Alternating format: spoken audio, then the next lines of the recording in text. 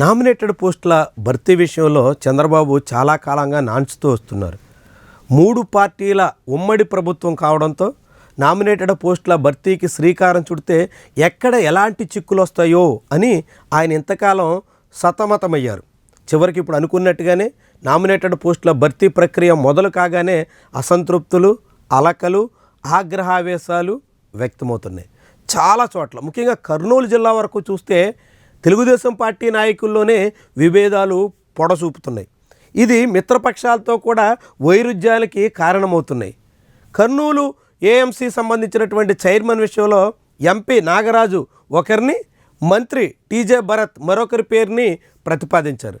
చివరికి టీజే భరత్ ప్రతిపాదించినటువంటి నేతకే అవకాశం ఇచ్చారు. ఇది ఎంపీ నాగరాజుకి పూర్తి స్థాయిలో అసంతృప్తిని కలిగించింది.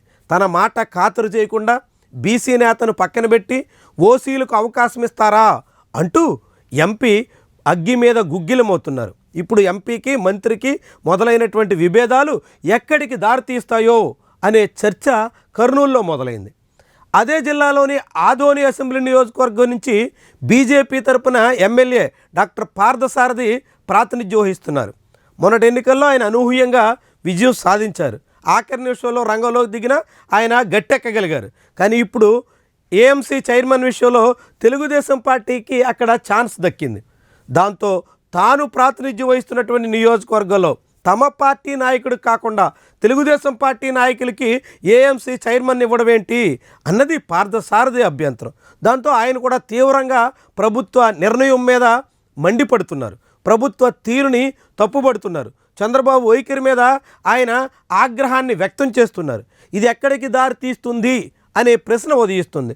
వాస్తవానికి ఆదోనిలో ఇప్పటికే టీడీపీ, బీజేపీ మధ్య పొసగడం లేదు. అనేక రకాల ఇబ్బందులు ఉన్నాయి. టీడీపీ ఇన్ఛార్జిగా ఉన్న నాయకుడైతే ఎమ్మెల్యే వ్యవహార శైలిని తీవ్రంగా తప్పుపడుతున్నారు. అలాంటి తరుణంలో వ్యవసాయ మార్కెటింగ్ కమిటీ చైర్మన్ పోస్టు నేరుగా తెలుగుదేశం పార్టీకి దక్కడం బీజేపీకి ఏ మాత్రం రుచించడం లేదు. ఇక ఆదోనిలో అలా ఉంటే ఆళ్లగడ్డ ఏఎంసీ చైర్మన్ పోస్ట్ని జనసేన కేటాయించారు. ఇది బోమా అఖిలప్రియకి మరింత మంటని రాజేసింది. ఆమె చాలా కాలంగా టీడీపీ అధిష్టానం తీరుతో అసంతృప్తిగా సాగుతున్నారు. వివిధ నియామకాల విషయంలో తన మాటకు ప్రాధాన్యత ఇవ్వడం లేదు అనే రీతిలో ఆమె తీరు కనిపిస్తుంది. సరిగ్గా అలాంటి సమయంలోనే అగ్రికల్చర్ మార్కెటింగ్ కమిటీ చైర్మన్ పదవిని అక్కడ ఉందో లేదో తెలియని జనసేన పార్టీకి కేటాయించిన దాని మీద ఆమె తీవ్ర ఆగ్రహాన్ని, అసంతృప్తిని, అలకను కూడా వ్యక్తం చేస్తున్నారు. మరి దీన్ని అధిష్టానం గుర్తిస్తుందా, గ్రహిస్తుందా? ఎమ్మెల్యేల మాట, ఎంపీల మాట, తాము నష్టపోయాము, తాము చెప్పినటువంటి మాట చెల్లుబాటు కాలేదు అనుకున్నటువంటి వాళ్ళ వ్యవహారాన్ని అడ్రస్ చేస్తుందా? ఇట్లా కర్నూలు ఉమ్మడి జిల్లా పరిధిలోని అనేక నియోజకవర్గాల్లో ఏఎంసీ చైర్మన్ల నియామకం ఇప్పుడు పెద్ద స్థాయిలో చిచ్చు పెట్టినట్టుగా కనిపిస్తుంది. ఇది ఒక కర్నూలుకే కాదు, రాష్ట్ర వ్యాప్తంగా అనేక జిల్లాల్లో ఈ పరిస్థితి కనిపిస్తుంది. ఉదాహరణకు మంత్రి పార్థసారథి ప్రాతినిధ్యం వహిస్తున్న నూజివీడు అసెంబ్లీ నియోజకవర్గంలో ఏఎంసీ చైర్మన్ పదవిని బీజేపీ నాయకురాలు కట్టబెట్టారు.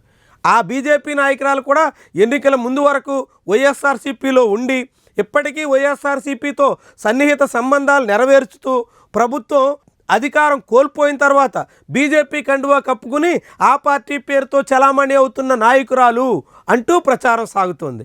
అంటే పార్థసారథే కావాలని వైఎస్ఆర్సీపీ నుంచి బీజేపీలోకి వచ్చిన నాయకురాలకి ఈ పదవి ఇప్పించి టీడీపీ వాళ్ళకి అన్యాయం చేస్తున్నారు అంటూ ఆరంభం నుంచి టీడీపీలో ఉన్న ఒక సెక్షన్ కొత్త రాగాన్ని మొదలెట్టింది.